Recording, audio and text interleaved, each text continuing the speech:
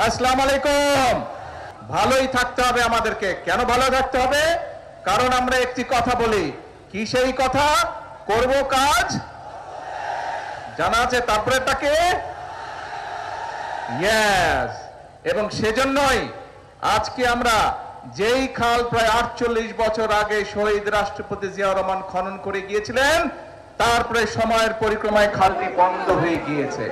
এবং এই খালটি যখন বন্ধ হয়ে গিয়েছে, তার ফলে বহু কৃষক, এই যে আমার পাশে এক কৃষক ভাই বসে আছে, ওনার কথা একটু আগে শুনলেন আপনারা, যে এই খাল আমরা খনন করতে পারলে, শহীদ জিয়া যখন খনন করেছিলেন, তার ফলে এই এলাকার কৃষক ভাইদের সুবিধা হয়েছিল।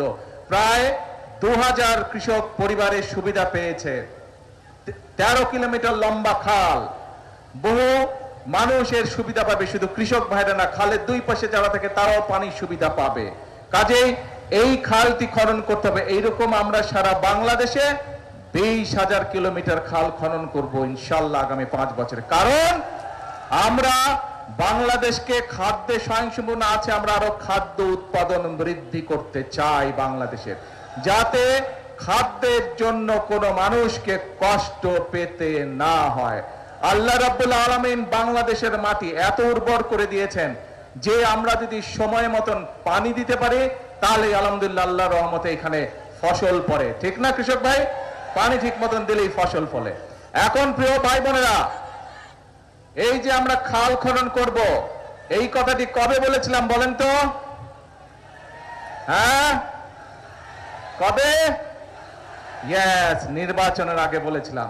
কারণ আমরা জানি খাল খননের ভিতর দিয়ে কৃষক ভাইদের উপকার হবে।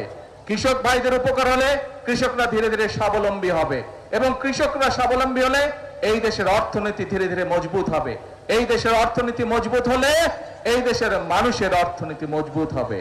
প্রিয় ভাইরা, ভাই বোনেরা, আমরা শুধু খালের কথা বলিনি, খালের সাথে আমরা আরো কয়েকটি কথা বলেছিলাম। আজকে আপনাদের এখান থেকে আমি যাব চাঁদপুর সদরে, সেখানেও দুটো কর্মসূচি রয়েছে। তার মধ্যে একটি কি কর্মসূচি আছে যে জানেন না কে?